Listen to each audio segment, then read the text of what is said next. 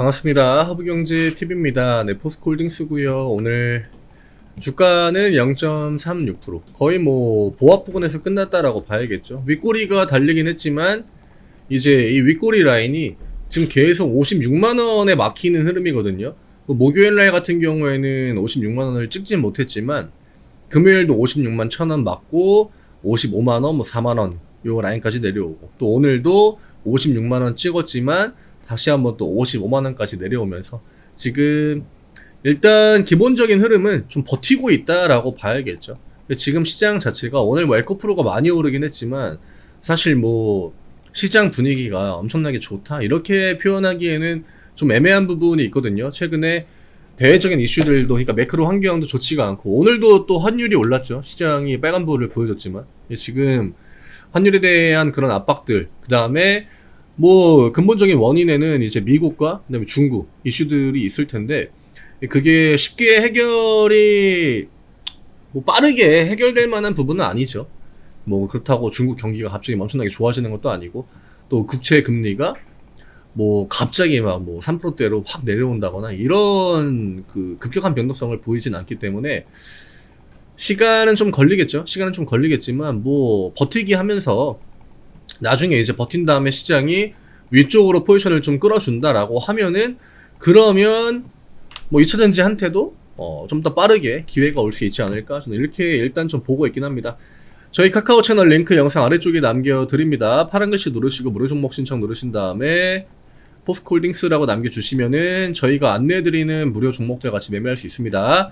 제가 지난주에도 설명을 일단 드리긴 했지만, 일단은 그 맥신이라는 테마가 새로 생성이 된 거, 초전도체가 죽자마자 바로 테마가 하나 또 나왔거든요. 그러니까 아무래도 중대형주들의 발이 좀 묶일 수밖에 없는 그런 흐름이기 때문에 그런 것들을 그냥 딱 이용을 잘 하고 있는 것 같아요. 초전도체가 나온 타이밍도 그렇고, 그 다음에 이 맥신이라는 테마가 초전도체가 죽자마자 바로 여러 종목들이 강세를 보이는 것도 이제 지금 시장 분위기, 지금 대형주들 같은 경우에는 중국 눈치를 많이 봐야 됩니다. 특히나 우리나라 코스피는 중국 영향을 굉장히 많이 받거든요. 근데 중국 쪽에 지금 계속적으로 안 좋은 이야기가 나오다 보니까 코스피 종목들이 힘을 쓰기가 좀 굉장히 힘들죠. 그러니까 외국인과 기관들도 뭔가 이제 코스피를 강하게 뭐 매수하거나 강하게 매도를 안 해요. 그냥 계속적으로 좀 중립 포지션에서만 유지를 하고 있거든요. 올렸다가도 차익 실현 물량이 또 나오고, 또 밑으로 빠지면은 어느 정도 반등은 보여주고, 그게 지금 최근에 이제 2500에서 2550 요 포인트 구간에서 왔다 갔다 하고 있는 건데, 조금은 더 봐야 될 것 같습니다. 뭐 일단 이번 주 금요일 날 잭슨홀 일정이 있고, 여기서 파월이 이제 뭐 금리나 혹은 추가적인 어떤 긴축이나 이런 거에 대해서 어떤 코멘트를 할지는 모르겠지만, 그래도 시장의 방향성은 한 목요일, 수요일, 목요일, 금요일 이 정도로 가면 갈수록 좀 보여질 것 같거든요. 그래서 주 후반의 포지션이 조금은 더 중요할 것 같아요. 어차피 포스코홀딩스 같은 경우에는 대형주 영역에 있고, 뭐 홀딩스가 그나마 좀 자유로운 건, 그러니까 삼전이 밀리고 그 다음에 LG엔솔이 오르거나 아니면 포스코홀딩스나 퓨처엠이 올라간다 이러면 지수가 상승을 보여주지 않아도 그래도 홀딩스 같은 경우에는 반등을 좀 보여줄 수 있거든요. 근데 코스닥 쪽을 보면은 이 에코프로 BME, 그 다음에 뭐 LNF가, 이런 애들의 특징 중에 하나가 뭐냐면, 얘들이 강세를 보이면 지수가 올라갑니다. 오늘처럼. 오늘 코스피 같은 경우에는 보합 부근까지 내려오긴 했지만, 코스닥 150이 2%를 넘겼거든요, 상승률이. 그래가지고 코스닥 종합이 이제 1.2% 정도의 마감이 된 걸로 알고 있는데, 이게 코스닥은 2차전지 강세가 나오면 그냥 시장이 올라가 버린다라는 거죠. 근데 지금 미장도 그렇고 뭐 아시아 증시 전반적으로 봐도 그렇고 상승장 분위기는 아니거든요. 그러니까 올렸다가 내렸다가 이 패턴이 나올 확률이 좀 높다라고 봐야겠죠. 지금 코스닥에서 2차전지가 랠리를 보이려면은 못해도 이 리스크라고 할 수 있는, 혹은 제한이라고 할 수 있는 중국이나 미국 이 두 개 중에서 적어도 하나 정도는 명확하게 클리어가 좀 돼야, 그래야 좀 강한 반등을 보여줄 수가 있을 건데, 지금 아직까지는 이 양쪽 다 우리나라 시장한테는 압박을 주는 요인들이기 때문에 이런 부분들은 우리가 뭐 굳이 큰 기대를 하기보다는 지금은 시장이 좀 소강 상태를 보일 때니까 나도 이제 그거에 맞춰서 포지션을 잡고 또 시장이 좀 지루하다라고 해도 그거에 뭐 흔들리지 않고 일단 제한적이나마 안에서 매매할 수 있는 것들을 찾고 그런 관점을 가지고 대응하는 게 좋겠죠. 제가 지난주에 홀딩스 같은 경우에는 지금 이런 식으로 돌아가다가 그 다음에 이제 이런 식으로 좀 라인을 추세를 돌려나가야 되는 그런 구간이다라고 설명을 드렸거든요. 지금 지금 차트를 보면은 얘 같은 경우에는 아래로 지금 53만원, 4만원 여기가 이제 1차 좀 지지 구간이라고 볼 수 있거든요. 홀딩스 같은 경우에는 지금 그 구간을 얼추 한 번 정도 소화를 하긴 했습니다만 그렇다고 여기에서 뭐 강한 반등이 바로 나오진 않고 있죠. 지금 근데 여기를 보면 음봉 나오고 하나 둘 세 개 못했습니다. 근데 홀딩스 같은 경우에는 이제 음봉 나오고 이날 양봉이고 양봉 나온 다음에 이제 버티는 흐름. 그 다음에 다음날 이제 음봉이 나왔거든요. 여기도 이틀 버티고 음봉 나오고 이틀 버티고 음봉 나오고 지금 3거래일 정도 버텨주고 있다라고 우리가 볼 수 있는데 매일 만약에 이전과 같이 이런 식으로 음봉이 뭐 크게 나오거나 이런 패턴만 아니면은 홀딩스의 변동폭은 조금은 이제 줄어들었다라고 봐도 될 것 같고 그리고 음봉이 나온다라고 하더라도 이전보다는 조금 더 작은 음봉들 그 다음에 반등이 나올 때는 조금 더 좀 가볍게 나올 수 있는 그런 반등들도 충분히 나올 만한 위치까지는 좀 조정이 된 게 아닌가. 물론 더 내려올 수도 있습니다. 더 내려올 수도 있지만 이때 이미 52만원 부근 한번 찍었거든요. 우리가 하단으로 보고 있던 라인이 여기에 지금 표시가 되어 있는 52만원, 53만원 그 다음에 조금 더 내려온다라고 하면은 50만원과 52만원 요 사이 구간 지금 여기에서 일단 한번 반등을 보여줬고 뭐 음봉 이런 식으로 나와가지고 여기 찍고 다시 올라갈 수도 있습니다. 아직까지는 뭐 여기에서 음봉이 뭐 1, 2%짜리 나온다라고 해서 이게 와르르 무너진다 이런 흐름으로 보기는 좀 애매하고요. 그렇다고 여기에서 양봉이 나온다라고 해가지고 이런 식으로 반등이 나온다 이렇게 보기도 조금은 힘들지 않을까. 우리나라 시장이 개인 투자자들한테 그렇게 만만한 시장은 아니에요. 특히나 지금 에코프로 같은 거 이런 종목들 보면은 얘가 뭐 다시 뭐 그렇다고 해가지고 전고점까지 올려주고 이런 패턴이 나오기는 좀 힘들다라고 봐야겠죠. 에코프로도 아직은 이 흐름 안에 갇혀 있고 지금 이 흐름 자체가 코스닥 지수에 딱 그 거의 들어맞는 그 패턴이에요. 에코프로 차트랑 코스닥 차트를 보면은 거의 비슷한 부분이 있거든요. 흐름 자체가 이런 식으로. 그래서 이 흐름이 명확하게 전환이 되는 구간 이런 데로 주가가 나오지 않는 한은 기존의 관점을 좀 유지하되 이제는 변동성이 좀 줄어들고 그 다음에 좀 지루한 흐름도 나올 수 있겠구나. 오늘 퓨처인 같은 경우에는 수급 자체가 나쁘지 않거든요. 근데 홀딩스 같은 경우에는 아직까지는 연기금 매도가 그대로 좀 이어지고 있습니다. 여기가 아마 키포인트가 될 것 같아요.